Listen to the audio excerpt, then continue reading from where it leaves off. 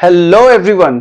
दोस्तों, आपने बाबर का नाम जरूर सुना होगा और हमेशा आपके मन में एक क्वेश्चन रहा होगा कि बाबर ने जब एक वंश की स्थापना की तो उसे बाबर वंश न कह के हम लोग क्यों हमेशा बात करते हैं मुगल वंश की। तो आज के इस वीडियो में हम आपको यही आंसर देने वाले हैं कि आखिर बाबर द्वारा स्थापित वंश मुगल वंश क्यों कहलाया। तो आइए शुरू करते हैं। दोस्तों, बाबर का जन्म जो हुआ वो उज्बेकिस्तान में हुआ 1483 में।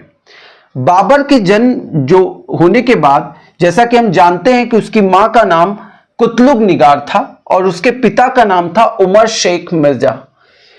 बाबर का जो पिता था वो उमर शेख मिर्जा वो तैमूर की फैमिली से था। यहां मैं आपको करेक्ट कर दूं, ये वो तैमूर नहीं जिसे आप करीना कपूर के बेटे के रूप में जानते हैं। ये वो तैमूर है जिसने इंडिया पर अटैक किया था 1398 में। इस समय भारत में तुगलक वंश का शासन था और इसने दिल्ली में कई दिनों तक भयंकर मारकाट मचाई और कई लोगों को जान से मार दिया, भयंकर नरसंहार किया। इसीलिए भारत में तैमूर का नाम अच्छा नहीं माना जाता। तो आप शायद ये भी जान रहे होंगे कि करीना कपूर ने जब अपने बेटे का नाम तैमूर रखा तो भारत में इतना बखेड़ा क्यों खड़ा हो गया। चलिए, तो तैमूर के वंश से था। तैमूर एक तुर्की मुसलमान था।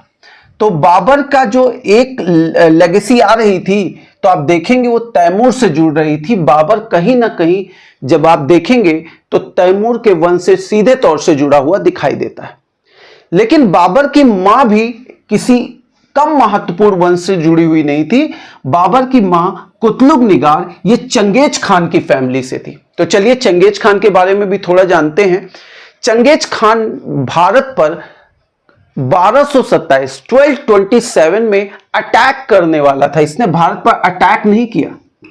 अब आप सोच रहे होंगे मैं ऐसा क्यों बोल रहा हूं। एक्चुअली चंगेज खान का जो आप देखेंगे उसका जो बैकग्राउंड है वो बड़ा ही डरा देने वाला है। चंगेज खान ने एक समय ऐसा था कि एक बड़े हिस्से पे, चाइना जैसे हिस्से पे, चाइना और उस तरह से ईरान तक एक बड़े हिस्से पर अपना नियंत्रण स्थापित कर लिया था। और इसकी एक खास चीज ये थी कि जिस क्षेत्र पे भी कब्जा करता था वहां 18 साल से ऊपर जितने भी लोग होते थे मैक्सिमम को मरवा देता था। भयंकर नरसंहार के लिए जाना जाता है ये। और साथ ही साथ जो वहां की खूबसूरत गर्ल्स होती थी उनका एक ब्यूटी कॉन्टेस्ट लगवाता था और उनसे शादी कर लेता था। इस तरह से इसने कई अलग अलग देशों में बहुत ढेर सारे बच्चे हुए इसके और एक बड़ा परिवार बना। आज के समय में अगर आप नेशनल जियोग्राफिक चैनल देखते होंगे या डिस्कवरी देखते होंगे तो दुनिया में सबसे बड़ा परिवार अगर डायरेक्ट किसी का माना जाता है तो वो माना जाता है चंगेज खान का। आज भी लगभग 2 करोड़ लोग इससे डायरेक्टली कनेक्टेड है। जी हां, चौंकिए मत, ये सच है। आप चिंता मत कीजिएगा, आप इंडिया में हैं तो आप इसके वंशज डीएनए टेस्टिंग से नहीं पाए जाएंगे क्योंकि ये इंडिया आया नहीं ना। 1227 में अटैक करने वाला था। अब बात आती है कि जब हमने ये जान लिया कि बाबर एक तरफ तैमूर के वंश से जुड़ा था और दूसरी तरफ चंगेज खान जो कि मंगोल कहलाता था, मंगोलिया से बेसिकली कनेक्टेड था, उससे जुड़ा हुआ था। तो बाबर ने अपनी किताब थी बाबरनामा, जो इसने ऑटोबायोग्राफी लिखा, आत्मकथा, उसमें मेंशन किया कि मुझे मेरे मां के वंश के नाम से जाना जाए। अब मां के वंश के नाम से जब जाना जाए, इसका झुकाव अपनी मां के वंश की तरफ था।